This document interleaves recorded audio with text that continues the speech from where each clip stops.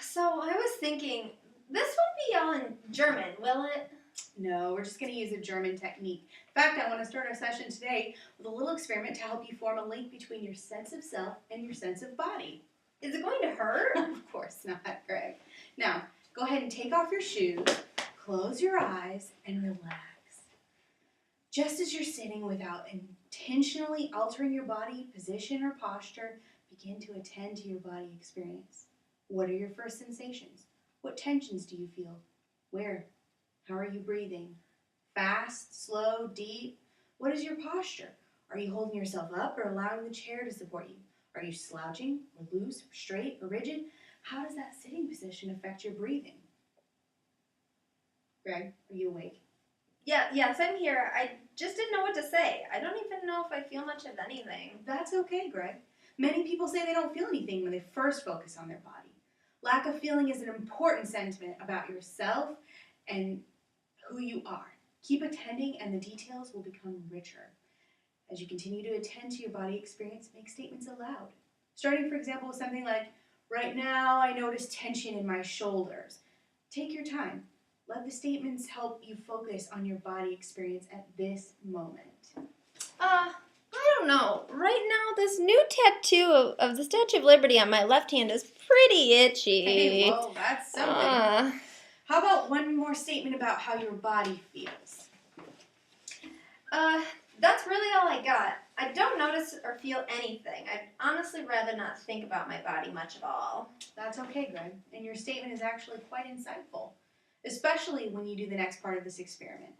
I want you to try changing the I notice part of your statements to I am statements. So you can experiment with connecting your I to your body experience. For example, change I notice tension in my shoulders to I am tensing my shoulders. Get it? So for my tattoo being itchy, I'd say I'm itchy? Technically, but let's focus on your last statement. I notice nothing about my body. How would you restate that one? I guess I'd say I'm nothing. Ouch. How about you say I feel nothing? That's a little less harsh, huh? And if you don't find anything meaningful within your body experience, that's actually making a statement about yourself. You are in effect saying, I don't feel much of myself and this is my existence. Now I want you to repeat that statement a couple of times to fully appreciate its meaning to you.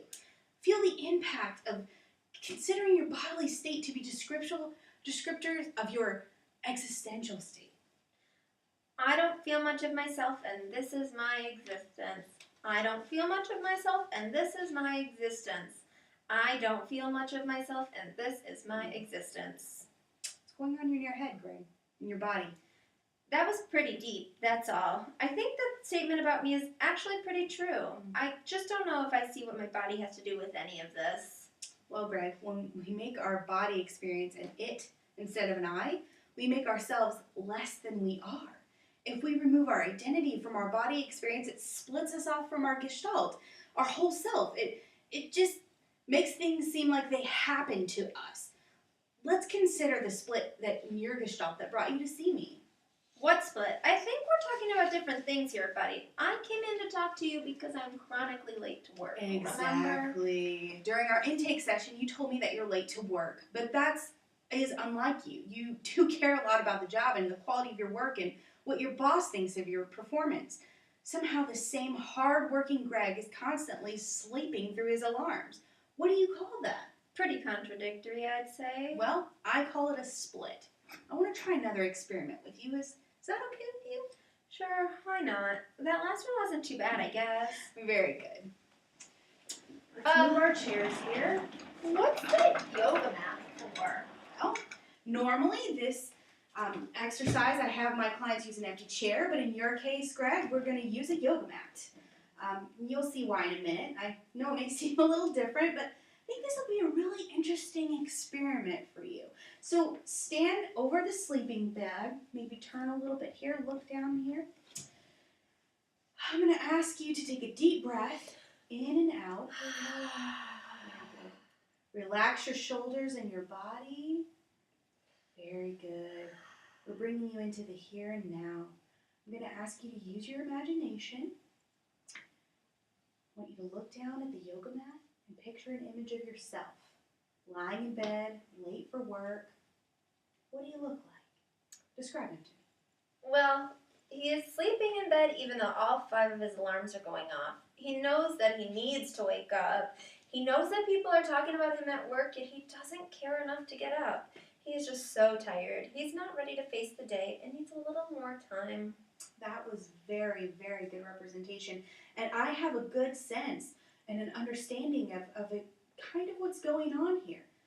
We're going to have to transition to another part of you. I'd like you to lay down on the yoga mat. Go ahead. Like Put this? your head toward the front there. There you go. Okay. Now, look up at the Greg who's just looking down at you.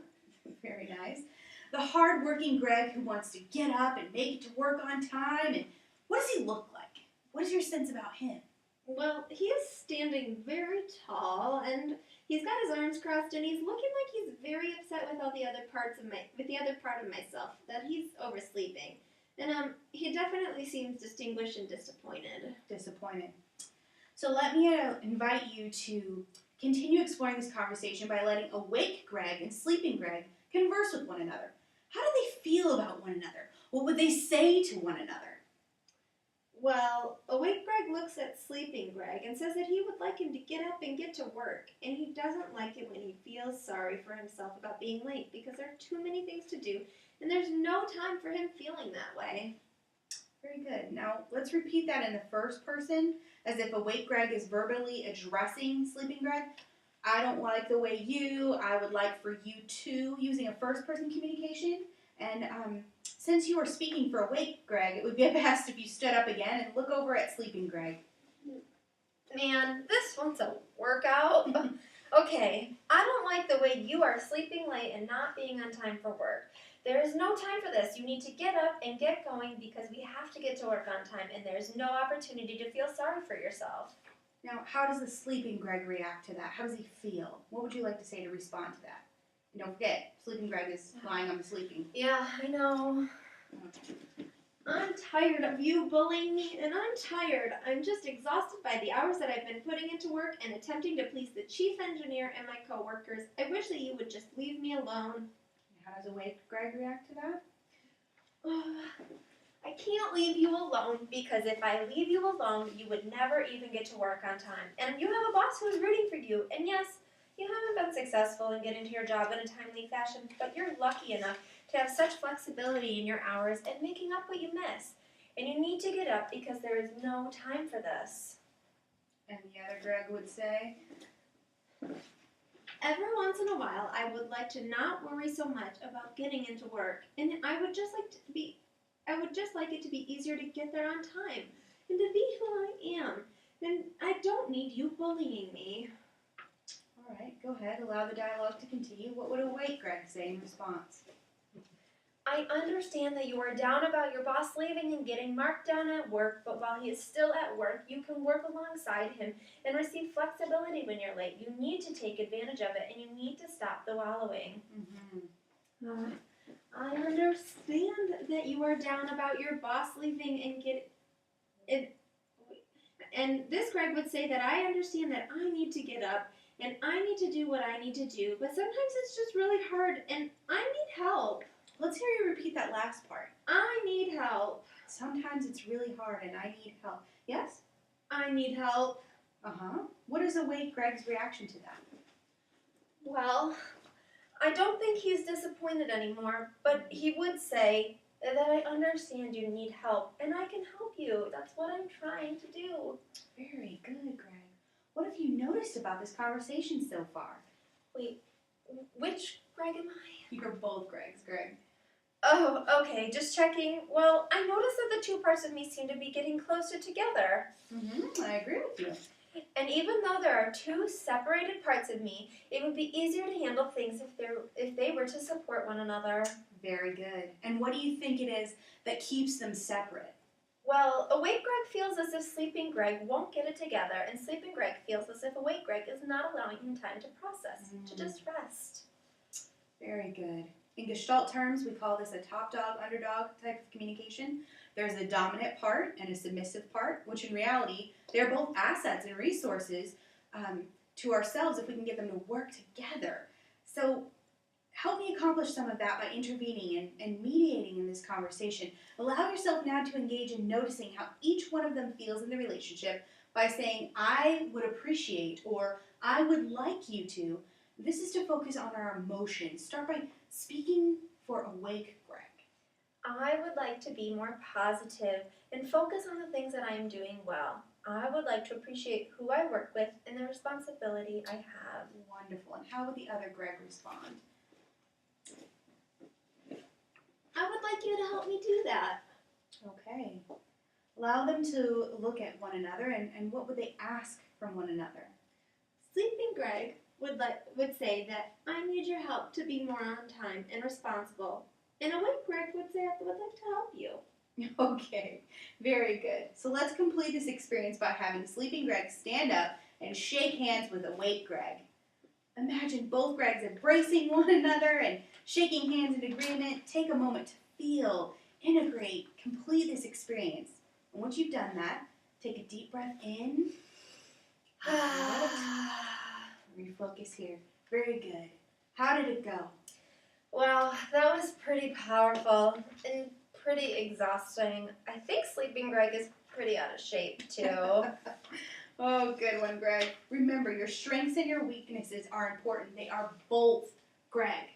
They tend to polarize from one to another and get into what is called an internal conflict of parts. As you get them to dialogue, they get to know one another. And they share the strengths and resources, and as you embrace them, these resources become available to you.